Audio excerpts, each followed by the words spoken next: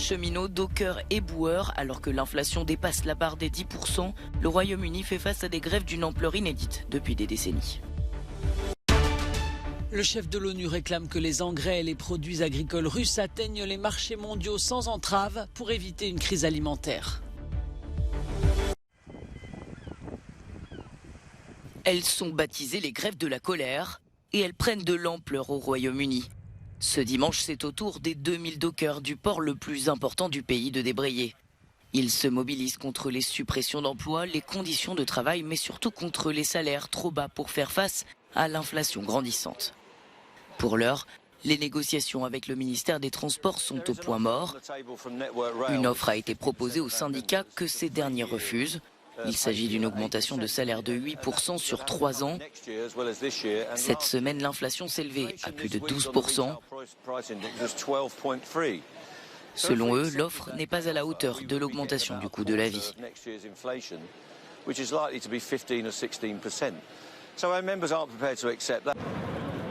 De leur côté, 45 000 cheminots entament une 4e journée de grève. Des mobilisations qui divisent l'opinion publique puisque les voyageurs britanniques doivent adapter leurs déplacements. Parmi les plus touchés, les supporters de foot.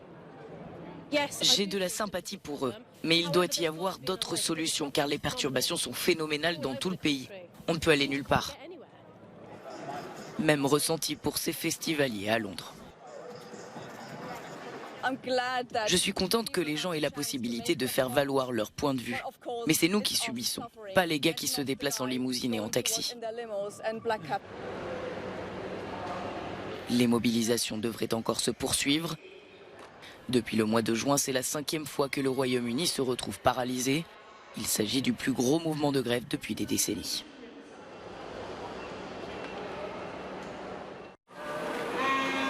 La marée haute a permis au porte-containers Navistar de remonter l'estuaire du Shannon et d'entrer dans le port irlandais de Foynes, hier vers midi. Voici la première expédition de céréales de l'Ukraine vers l'Irlande depuis le début de la guerre en février. Ce navire a été coincé 5 mois, comme beaucoup d'autres. Le secrétaire général de l'ONU, Antonio Guterres, milite pour que les engrais et les produits agricoles russes atteignent aussi les marchés mondiaux sans entrave. N'oublions pas que ce que nous voyons ici à Istanbul et à Odessa n'est que la partie la plus visible de la solution, a déclaré Antonio Guterres. L'autre partie de cet accord global est l'accès sans entrave aux marchés mondiaux des aliments et des engrais russes qui ne sont pas soumis aux sanctions. Il est important que tous les gouvernements et le secteur privé coopèrent pour les amener sur les marchés. Sans engrais en 2022, il pourrait ne pas y avoir assez de nourriture en 2023.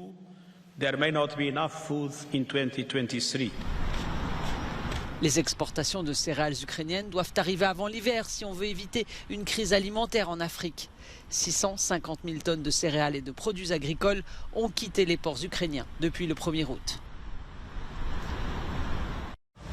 La Grèce sort de 12 années de surveillance renforcée imposée par la Commission européenne. Une surveillance qui a commencé en 2010 alors qu'Athènes, en lourde difficulté financière, avait fait appel à l'UE, au FMI et à la Banque centrale européenne. 3 plans de sauvetage de 289 milliards d'euros ont été mis en place par ces créanciers qui ont en échange exigé d'Athènes de prendre des mesures d'austérité pour assainir les finances publiques. Ces 3 dernières années sont une réponse aux leçons des 12 dernières années. Elles montrent ce qu'il faut faire pour ne plus jamais revivre cela. Nous devons avancer unis, avec des solutions réalistes. Nous pouvons faire des erreurs, mais nous sommes certainement sur la bonne voie, a déclaré le Premier ministre grec. La cure d'austérité de ces 12 dernières années a été violente pour les Grecs avec la baisse des pensions de retraite et des salaires ainsi que des augmentations d'impôts et des coupes drastiques dans les budgets des services publics. Aujourd'hui, Athènes a renoué avec la croissance, mais le chômage reste l'un des plus élevés de la zone euro et la dette colossale s'élève à 180% du PIB. Après la tempête et les inondations, s'ensuit le nettoyage. Une partie de l'Autriche est sous l'eau après avoir subi des records de pluie ces dernières 24 heures. C'est ici à l'ouest du pays, près de la frontière allemande, que les intempéries ont été les plus violentes. Routes et maisons inondées, coulées de boue, les pompiers ont dû intervenir plus de 1500 fois depuis ce vendredi. Un tronçon de l'autoroute de la vallée du Rhin a été fermé pendant des heures, paralysant la circulation. Les précipitations sont désormais terminées.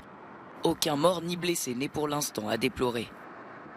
Ces inondations font suite à la tempête meurtrière qui a traversé l'Europe ce jeudi, provoquant en Autriche la mort de 5 personnes, dont 2 enfants, près d'un lac fréquenté du sud du pays. Dans cette voiture, l'ancien procureur général du Mexique. Du sommet de la justice au banc des accusés, Jesús Murillo Caram est conduit au tribunal où il est accusé de torture et de disparition forcée dans l'affaire de l'enlèvement de 43 étudiants en 2014. Une commission de vérité dirigée par le gouvernement a révélé les conclusions de son enquête. L'armée porterait aussi une responsabilité dans l'une des pires tragédies du pays en matière de droits de l'homme. Nous, les Mexicains, réagit cet enseignant, nous sommes tous peinés par ces disparitions forcées, un crime d'État qui jusqu'à présent est un crime d'impunité et que nous continuons à voir. Parce qu'il a fallu des années pour arrêter l'ancien procureur. Mais cela ne résout pas non plus ce crime d'État. Je comprends que si les autorités municipales, étatiques et fédérales sont impliquées, il faut que la rigueur de la loi les atteigne et qu'elle soit appliquée correctement. C'est quelque chose que tous les Mexicains veulent voir. Qu'il y ait une justice dans ce pays, que les lois sont appliquées. En 2014 disparaissent 43 étudiants d'une école normale. La police locale, des trafiquants de drogue, les ont enlevés, torturés, assassinés. Mais pourquoi? Le motif reste flou. Seuls les restes brûlés de 3 étudiants ont été retrouvés. En Somalie, les forces de sécurité ont mis fin au siège de l'hôtel de Mogadiscio. Il doit désormais être débarrassé des explosifs qui pourraient y être placés. Les djihadistes Shebab avaient pris l'établissement d'assaut ce vendredi, faisant 13 victimes civiles. Il s'agit de l'attaque la plus importante dans la capitale depuis que le nouveau président a pris ses fonctions en juin, après des mois d'instabilité politique. Manifestation au Chili 15 jours avant un référendum sur la nouvelle constitution. Il y avait les pour et les contre à Santiago, mais les sondages prédisent un rejet du changement. La constitution, qui ne fait donc pas l'unanimité, vise à remplacer celle héritée du dictateur Augusto Pinochet. Elle reconnaîtrait de nouveaux droits et de nouvelles formes d'organisation nationale et étatique plus favorables notamment aux groupes ethniques. Une grave sécheresse dans une grande partie de la Chine, de l'Est densément peuplé au Tibet oriental en passant par les provinces agricoles qui souffrent de pénurie d'eau potable. Au centre de la Chine, les plantations sont totalement perdues. Dans le Sichuan, très dépendant de l'hydroélectricité, des fabricants de smartphones ont dû fermer 6 jours, faute d'eau dans les barrages.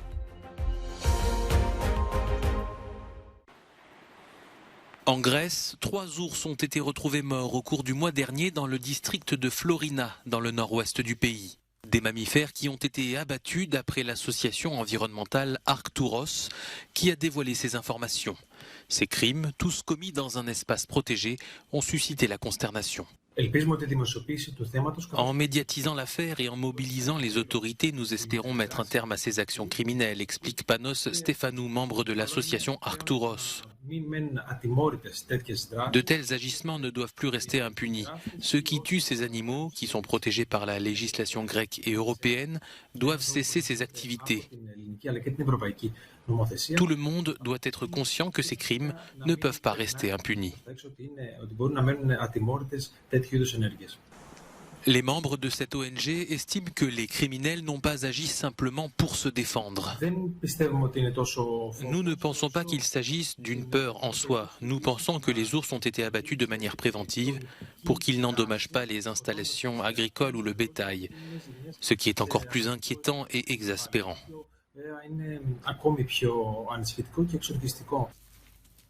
D'après l'association, l'un des 3 ours était une jeune femelle en phase d'allaitement. Cela implique que ces petits ont été livrés à eux-mêmes. L'affaire a fait réagir le ministre grec de l'Environnement qui a annoncé que ses services étaient en coopération avec la police pour résoudre l'affaire. Nous ferons tout ce qui est en notre pouvoir pour protéger ce mammifère, toujours en coopération avec Arcturos. L'organisation lutte pour accroître les populations d'ours dans plusieurs zones de la Grèce en lien avec des ONG locales et étrangères. Le projet Life Bear Smart Corridors se donne pour mission de créer des couloirs permettant aux ours de transiter en toute sécurité entre les différents parcs nationaux.